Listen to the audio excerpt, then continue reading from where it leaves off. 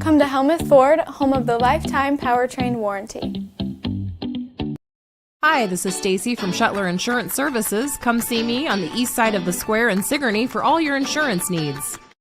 Nice weather is finally here, and it has a funny way of inspiring home projects. Good news, your hometown lumber store is ready to help make those ideas happen. From quality decking and railing to energy-efficient windows and beautiful new doors, you'll find the products, expertise, and service you need to upgrade your home this season. So whether you're building, updating, repairing, or finally getting started, we're here to help every step of the way. Visit Sigourney Lumber today. Everything you need for summer projects, all in one place.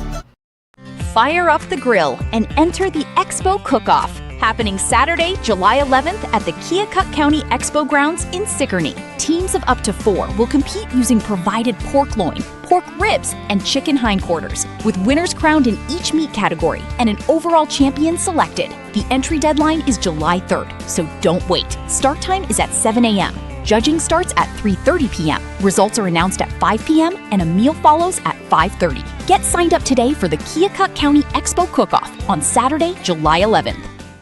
Saturday, July 4th at 6:30 p.m. Head to the Keokuk County Expo in Sigourney for the ECI Pullers Association Tractor Pull, powered by Champion Seed. Watch some of the toughest tractors from across the region battle it out on the track with roaring engines, incredible power, and non-stop excitement the whole family will enjoy. Celebrate Independence Day with the Keokuk County Expo's 4th of July Tractor Pull, Saturday, July 4th at 6:30 p.m. in Sigourney. Don't miss one of Southeast Iowa's favorite Independence Day traditions. Kaboom Fireworks in Wat Cheer has everything you need to light up the night. Shop a huge selection of aerials, shells, rockets, fountains, sparklers, novelties, and family favorites at prices that won't break the bank. Kaboom Fireworks is locally family-owned, close to home, and stocked with one of the area's best selections. Open daily, all week from noon to 8 p.m. Kaboom Fireworks in Wat Cheer. Celebrate America with the biggest bang for your buck at Kaboom Fireworks. Skunk River Radio is online radio for Southeast Iowa, playing country music from 1990 through 2010, along with Iowa country music. Listen to Steve Shetler weekdays from 6 a.m. to noon, and The Haze from noon to 6 p.m. Skunk River Radio also has Southeast Iowa weather, community calendar, and we play all your country music favorites like Garth, Reba, Shania, Brooks and Dunn, and many, many more. Listen to Skunk River Radio at skunkriverradio.com. Download the app with Apple and Android devices, or listen on Alexa and Google Assistant. Skunk River Radio. Online radio for Southeast Iowa.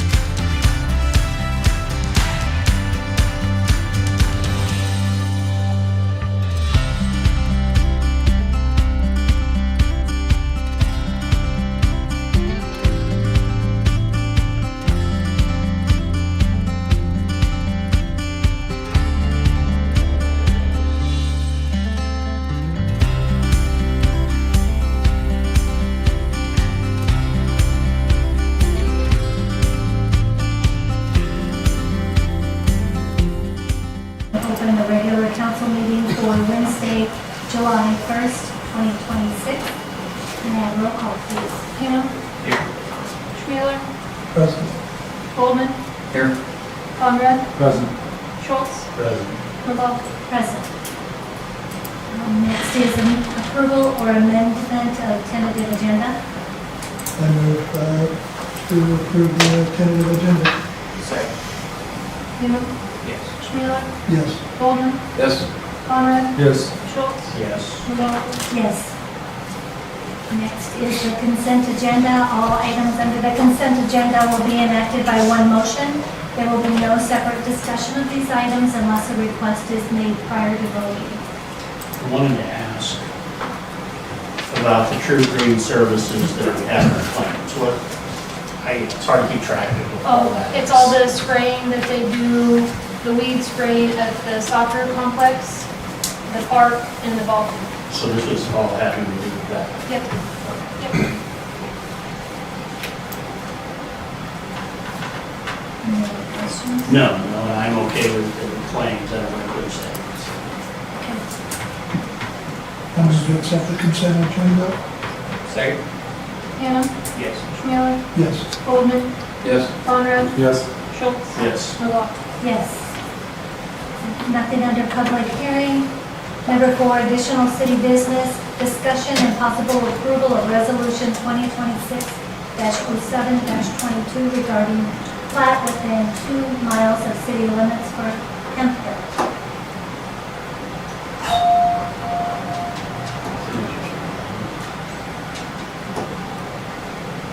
So we met with Mike, or we didn't meet, we had a Zoom meeting last Monday to go over some questions about the tower. Where exactly is the tower going to be placed at?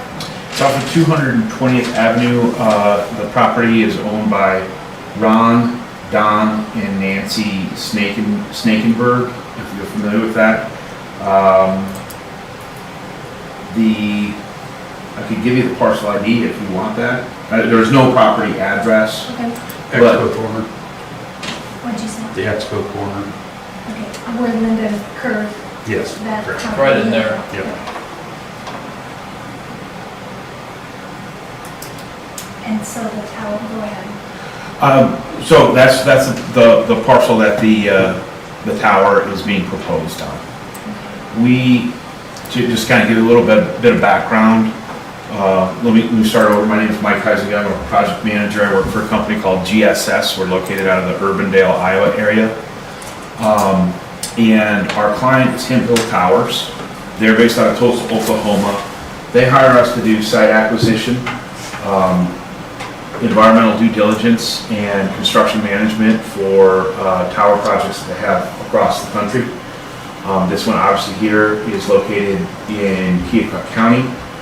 When we are assigned these sites by our clients, doesn't matter if it's Hemphill or anybody else, but in this particular case, when Hemphill assigned us the site, part of my job is to dig in and make sure that we, first of all, have an understanding of what the jurisdiction is, and then what are the regulations that we need to be aware of.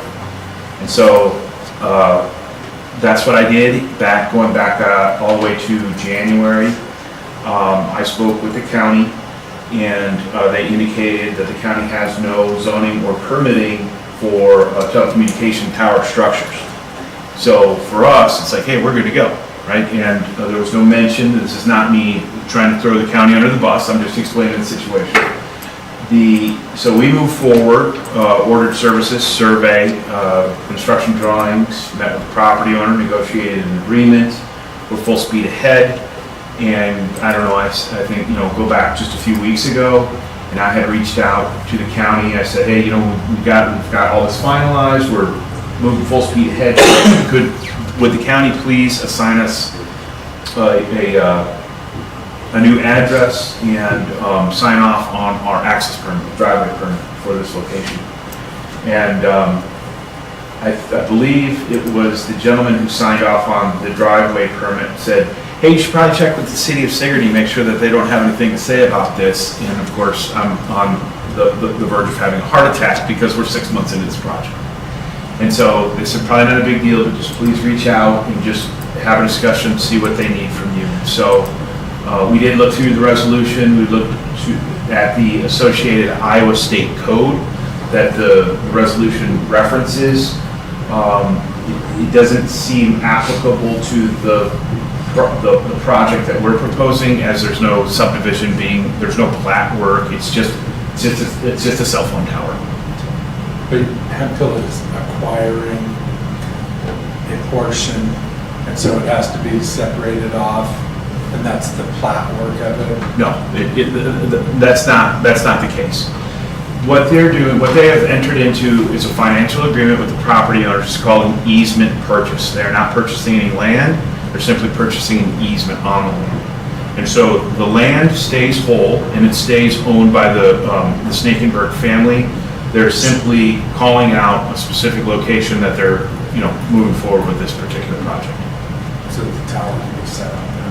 What's that? So that the tower can be located? You got it. Yep. And it's going to be a cell phone tower? That's correct. And how many Gs? It is for Verizon, and I believe all equipment being installed on towers anymore is either exclusively 5G or a hybrid of 4G and 5G. And what's your saturation then for, what's the closest cell tower right now in Keokuk County? To that one? I guess in Sigourney proper. For Verizon?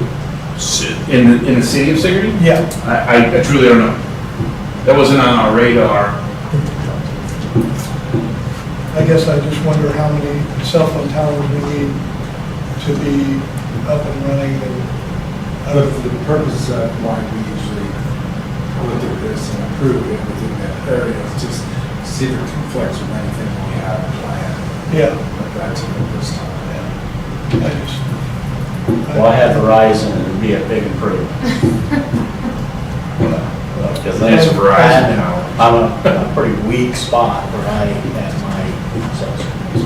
One of the things that I always bring up is the idea that, consider the capital investment from our client to build this structure for Verizon. Nobody in this industry does anything without getting orders from the top, and in this case, the carriers are the one who give that's the top, right? So it doesn't matter if it's Verizon, T-Mobile, AT&T. We used to do a lot of direct carrier work for U.S. Cellular, but we wouldn't be pursuing a new structure here unless Verizon had identified a need. And so one of the things that we often get questioned on is, well, wait a second, there's already a tower across the street, or there's already a tower a mile away. Sometimes it's cost prohibitive for carriers to locate their equipment on existing towers. In other words, larger larger tower companies. You may have heard of American Tower Company.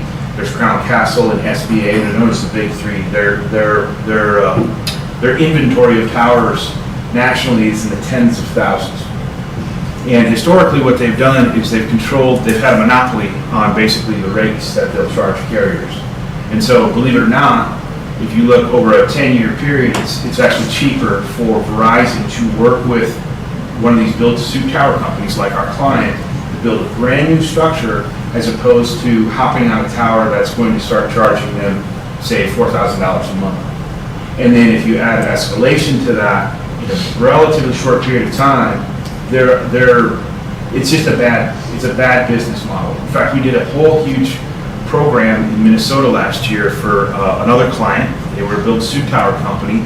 Their work was being done for AT&T, and their director of development provided us a letter that we would often have to reference, and that I would often have to reference in zoning hearings. And what he pointed out is that AT&T's average rate for some of they were doing what are called high rent reloads. In other words, there's a tower there, AT&T's on it, they want off it, and they want to work with us to build a brand new tower. And the reason for that is because the average rate they're paying per month is $6,000 just to put their equipment on a tower that they don't even own. And on the high end, they reference $13,000 a month. And so, you don't have to go to business school to consider those numbers and determine that at $150,000 a year, just to put just to keep your equipment on somebody else's tower, it's a bad business model, and in the long run, they're losing money on that. So you will transmit other signals besides Verizon or not? They would love to do that. I mean, I assume that would be a part of the business model. Well, able to, we might be talking about two different things. Our client, the way that they really are profitable, they have to wait for a second carrier to come along. So does that mean that roaming, like let's say for example, you have T-Mobile, you still communicate with that tower under roaming contracts, that's my understanding of it. But ideally, from our client standpoint, they've got a 255-foot tower.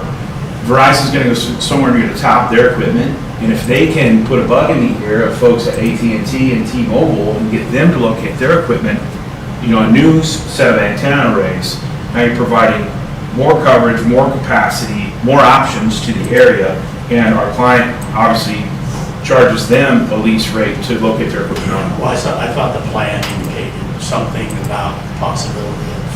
The tower will be structurally capable of handling 4 carriers from day one. But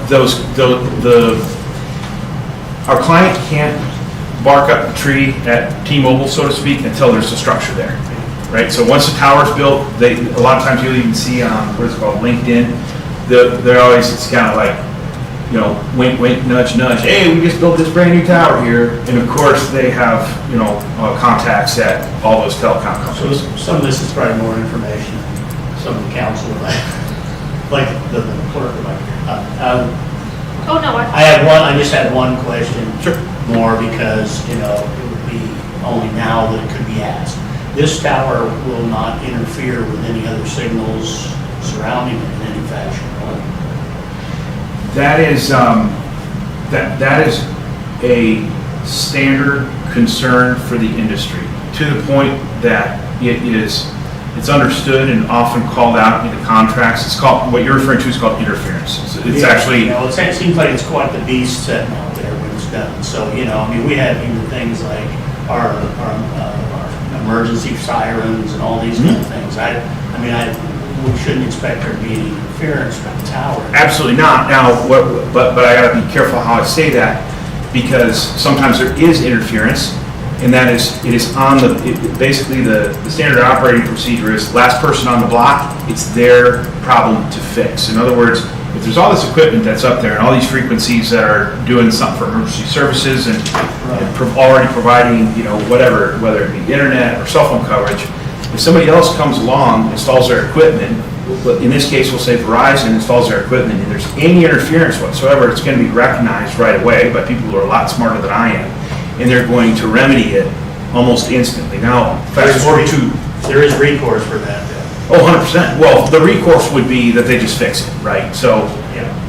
But then imagine 2 years down the road, T-Mobile comes along, they put their equipment up, and there's interference with something in the area. It's understood that it's on them to fix that. That's just standard operating procedure for the industry. Okay. Sounds like a great plan. And you said 220th, is this just south of the expo? Yes. Is it like where? Right there in that corner. Where Jim? Just in Curly, right in there. All right. Well, my biggest issue is, I understand everybody wants to have faster, better signal and all that, but EMFs are a real thing, and my wife is getting over cancer, and I know EMFs aren't the only thing that cause cancer, but the environmental thing is huge, whether it's toxins in the water, the ground, or whatever you're pumping through the air. I'm not saying you personally, but I don't know how saturated we need to make the airwaves just so we can have greater convenience, more speed. And so I just think I'm not for it, but I'm kind of a lone ranger when it comes to that. And cancer is real. It's a real thing with the EMF. So that's all I'm going to say. I'd be happy to speak to that a little bit. Yeah, go ahead. There is nothing that we propose that has ever not been regulated by the federal government. Well, that's the problem. The federal government doesn't really care. It isn't, but I would... They're not going to come and pay my wife's bill for getting chemo and having breast surgery. So maybe you should just save it, okay? My dad was diagnosed with aggressive prostate cancer 2 weeks ago, and my mom had a double mastectomy last summer. My experience, my family experience with cancer is real as well. If I thought what I was doing led to those kinds of outcomes, I wouldn't be doing that. For what it's worth, sir. If you can't find a statement from the American Cancer Society saying these and technologies... they've been trying to cure cancer for over 50 years. Where's all that money going? No, it's not helping cancer. They say it's helping. We'll just stop. I don't want to take all you guys' time. So I appreciate though your input.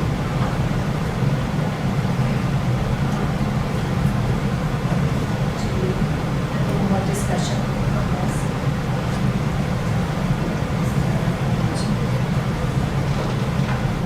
As I don't see that this conflicts with any of Sigourney's current plans, I'd make a motion that we approve resolution 2026-07-22.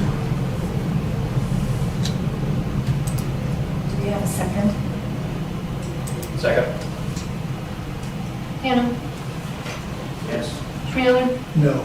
Goldman, Yes. Conrad, Yes. Schultz, Yes. McLaughlin. Yes. Thank you for coming. Thank you. Appreciate your time. Have a good evening. Thank you. Number 5, Park and Recreation, discussion and possible approval of True Green completing aeration and seating at the sports complex on North Main at the estimated cost of $2,995. We have a contract with them just for that. We have a contract for the spraying that they did with the bill that we're paying, this time. This is for, I don't even know. It just improves the turf. Yes, I mean, if basically. there's bare spots, if there's wear spots, this aeration opens it up. And then when you put the seed on, there's a place to go. And hopefully then they would have some time to get started before football wears it down. But it just provides a better playing surface for whether it's soccer, whether it's football, or anything else, just using the facility. Any other questions? Well, I mean, is this a recommendation of Park and Rec? Or is? No, I just put it on there. We can take it back to Park and Rec, Why? but he's been, No, no, this is just up for discussion for the whole council.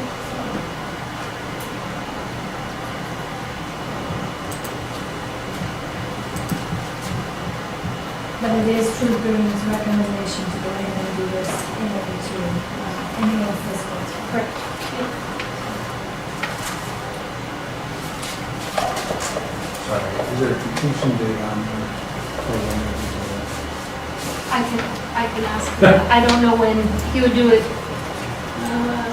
So probably With right before seeding, fall. there's different seasons that you Yeah. normally do it. You either do it early or like August, September. If you wait till too late, then it's going to be football. Getting kind of late now, isn't It's early right now. it? Is it? Well, it depends. It's either late for spring or it's early for fall. Well, no, I mean, you're getting in the heat now, but you're doing that kind of stuff. So we can, I mean, table it for now, let me ask those questions and then I can bring it back. Make motion to table discussion of aeration and seeding of the sports complex. Second. Hannah, Yes. Taylor, Yes. Goldman, Yes. Conrad, Yes. Schultz, Yes. McLaughlin. Yes.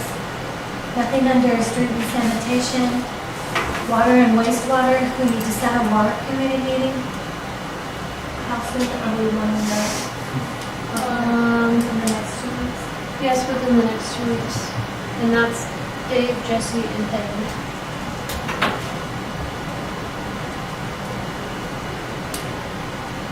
Guess it don't matter. I'm gonna put it in. Ball game's about done. Monday the 6th. Or we can go later. I'm just- Monday, when? Monday, July 6th at 6. Does that work, Jesse? Can we do Wednesday? Wednesday night. Okay. Is that at 6 o'clock? Wednesday the 8th. Yep. Okay. Moving on, there's nothing under public safety or finance, human resource. Discussion and possible approval of resolution 2026-07-21 regarding employee position wage caps.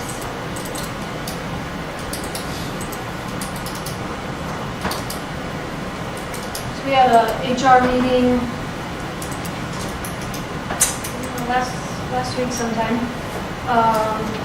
And the only thing that's changing on here is the police chief, assistant police chief, patrol officer, we rearranged their wages.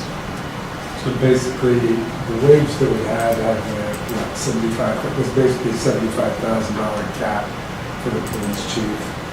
It seems like that may be limiting some of the applications we're getting, so we were just hoping that this would give us an opportunity to offer more. Can you read that just so clear, please?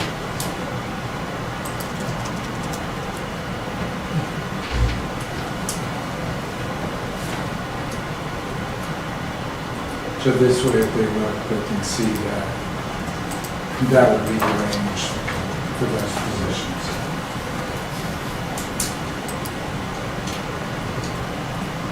Well, is there a certain percentage that went up, or how would you base this?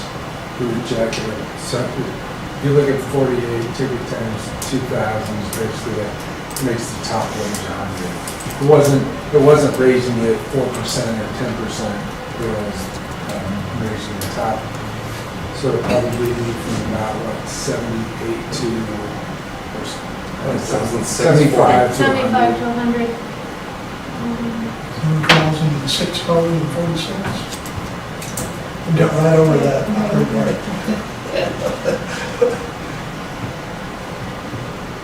But it just seemed like there's some of us, I mean, we did have, one application the last time.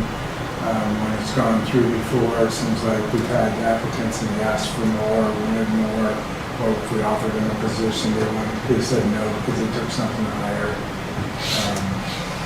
This doesn't mean that we're offering a specific wage, but it says if somebody looks at our policy, they would know, okay, if I'm looking for a patrol officer, I'm going to make,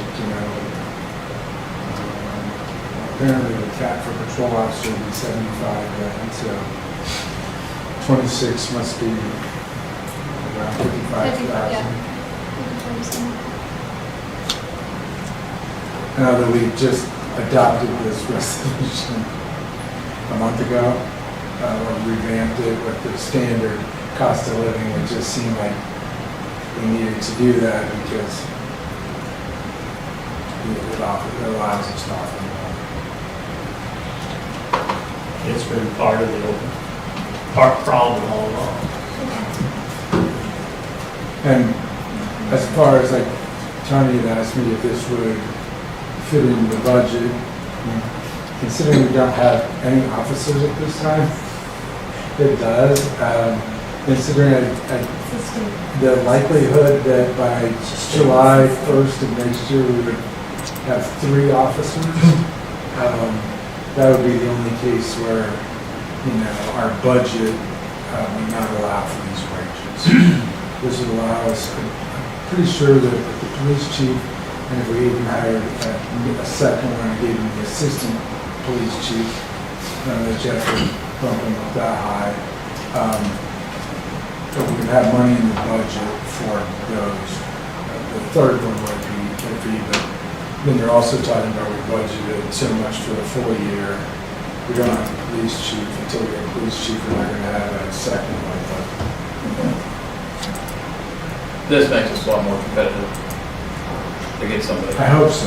Financially, I mean, there's other reasons that people may or may not want to be there. But We can't fix those. We're not going to add on any streets just so we have more control. Not yet. Not yet, okay. We'd have to get a few more people. You're optimistic. We'd have to get a few more people in town, maybe because I have a budget.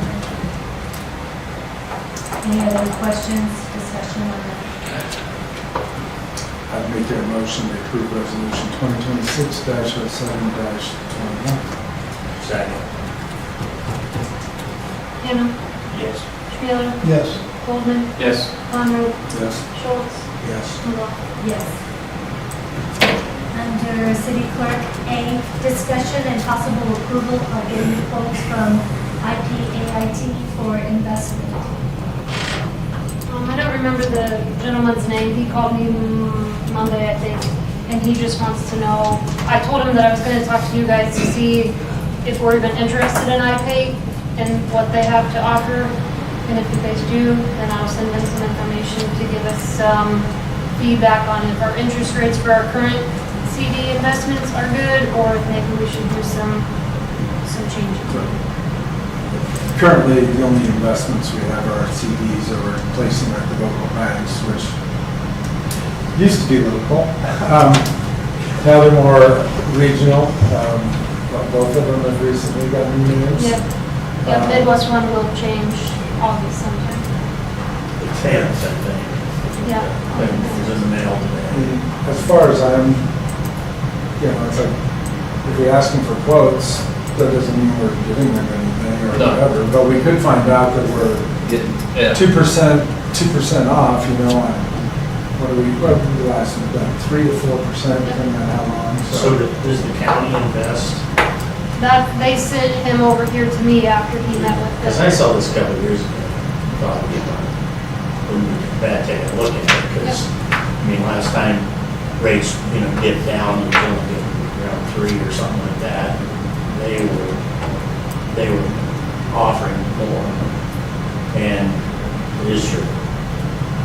The local thing is kind of relative at this point.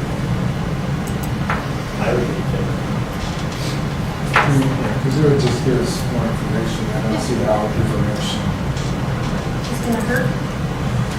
I would say Some people send it believe to it us. is. Is that the motion? Isn't it making a motion? I'll make a motion that we get quotes from IT for investments. Second. Hannah, Yes. Schmeiler, Yes. Goldman, Yes. Conrad, Yes. Schultz, Yes. Maroff. Yes. Actually, you should probably look up just to see if we have someplace in their policies adopted that says local only. Okay.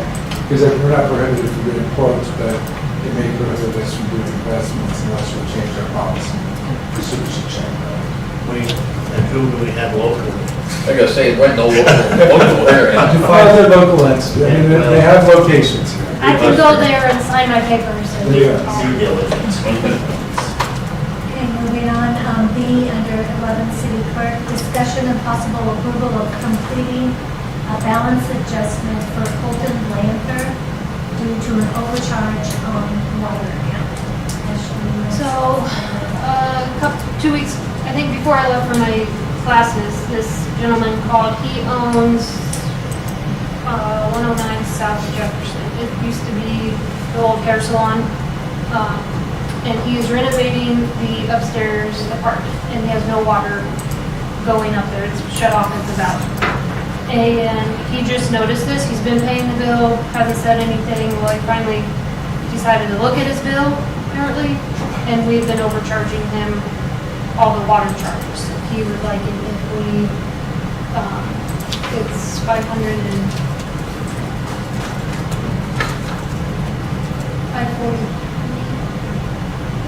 So that's we the bring overcharge. charge them The minimum. full bill, the full time, and he's, as you can still, the consumption line. Is there a meter sitting there or anything yet, or is that gone? So the consumption line, if there was actual water being used, there would be numbers plugged into that, and he hasn't been using any of the water. It's actually an automatic shut off that we shut off in here, and so it's been shut off, and it was just an oversight, and so he would like it if we would credit back his account. How many months is it? It's quite, it's like 8 months. Yeah, it was like 8 months or So, something. no reimbursement back to him, it's just a credit on his bill instead of paying. That's what I thought in the original thing when I put the balance adjustment on here, but then the more I thought about it yesterday and today, he's been paying his bill, so he actually has a zero balance on his account. And the only way I can do a balance adjustment on the account is if he has an outstanding amount. So 6 months from now. Yeah, so I think the easier way would just be to cut him a check and just be done. So is that consistent with what we may have done in the past or way? Typically, people, well, from my memory, is people want a forgiveness on either high consumption or water they think they didn't use, but it went through their meter. But this one, there has been no water use, so I think it's a little bit different. From when I I'm just looking for consistency. I don't want to, do something that's going to come back and bite us. And I was trying to remember a situation that was quite like this. You said it was shut off from here. Correct, yeah. It's not like he could have been using it and it's been available to him for the last 6 months. He couldn't use anything. He would have to come over here and do it. Turn back on. Yes. So, has it always been off as long as he's owned it? Yes, except the business downstairs. So there's two separate meters and the business has been on and that one's always been shut off. I wish he had this on. That's. Yeah. Well, we probably should have. A couple months or something. We should have caught it on our end as well. So.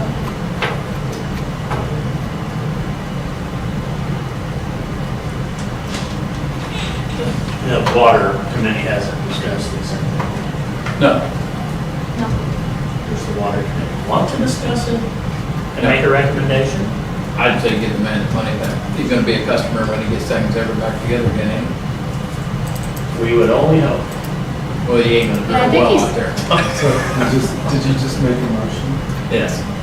I make a motion, we refund the money, $543.73 to. There you go. Second. Ham, Yes. Schmiller, Yes. Goldman, Yes. Conrad, Yes. Schultz, Yes. Lavelle. Yes. Okay, next is public input. I learned possibly before I came in here that some things may have happened here for the city. Are you willing or able to confirm that we've extended an offer for a new chief of police? No? Okay. We ain't gonna comment right now. You're not going to comment right now? Okay. All right, well, members of the City Council, I'm Pat Lala. I'm a resident here in Sigourney. I sit here before you tonight to address an issue that affects every resident in Sigourney. Regardless of politics, personal relationships, or differing opinions, this is one of the most fundamental responsibilities of city government, the protection of its citizens. Under Iowa Code 364-16, every city has a duty to provide police protection to preserve peace, protect life and property, and enforce the law. While Iowa law permits the city to fulfill that obligation through its own police department or through an intergovernmental agreement authorized under Iowa Code Chapter 20E, the law does not relieve this council from its responsibility to ensure that the citizens of Sigourney receive adequate, effective, and dependable law enforcement services. Tonight, I ask this council a simple question.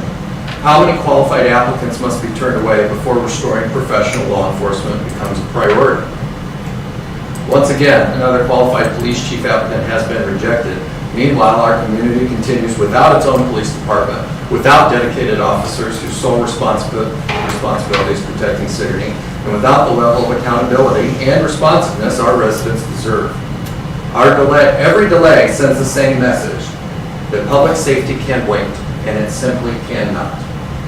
Law enforcement is not simply about responding after a crime has occurred. It is about preventing crime before it happens. It is about building relationships with residents, protecting businesses, enforcing traffic laws, maintaining order, and responding to emergencies within minutes rather than waiting for outside resources, and providing the confidence that someone is dedicated to protecting this community every hour of every day. Communities outside of Keokuk County understand this. They invest in public safety because they know safe communities attract families, businesses, investment, and growth. Instead, the council continues to postpone meaningful action. The taxpayers of Sigourney have been patient. We have attended meetings, We have asked questions, we have offered solutions, and we have watched qualified candidates come and go. Patience, however, should never be mistaken for acceptance. The citizens who pay taxes in this community have every right to expect public safety receives the attention that it deserves. If this council truly believes there is no urgency, I invite each member to explain that decision to the next victim of a crime, to the family waiting for help during an emergency, or to the business owner dealing with theft and criminal mischief. Explain why restoring professional law enforcement has not been a priority. Those are difficult conversations, but they are the direct consequences of continued inaction. Furthermore, I want to address what I expect will be the obvious response, that the city can simply rely on the Keokuk County Sheriff's Office to enter into another Chapter 28E agreement for law enforcement services. Yes, Iowa law allows cities to contract for police services through a 28E agreement, but just because something is legally permissible does not make it the best decision for the citizens of Sigourney. At this moment, the Keokuk County Sheriff's Office is facing significant challenges. The sheriff is reportedly the subject of an investigation by the Iowa Law Enforcement Academy. The office has experienced prolonged personnel issues, including deputies being placed on administrative leave for more than 40 days. By every public indication, the agency is already operating with staffing shortages while attempting to provide law enforcement services across the entire county. The question this council should ask is not, can we contract with the sheriff's office? The question should be, would that provide the level of service that the taxpayers of Sigourney deserve? How can an agency already struggling to adequately cover an entire county realistically absorb the responsibilities of becoming the city's primary law enforcement agency without reducing services somewhere else? This answer is it cannot and would not be a prudent use of taxpayer dollars. Sigourney is going to spend hundreds of thousands of dollars each year on public safety. Those funds should... Pat? Yes. Excuse me. So public input, I'm sorry. 3 minutes. It's 3 minutes. Did I need it? Yep. Okay. Thank you for your comments. Thank you. Any other public input? Council? Can I have a motion to adjourn the meeting? Motion to adjourn. Second. Pam? Yes. Taylor? Yes.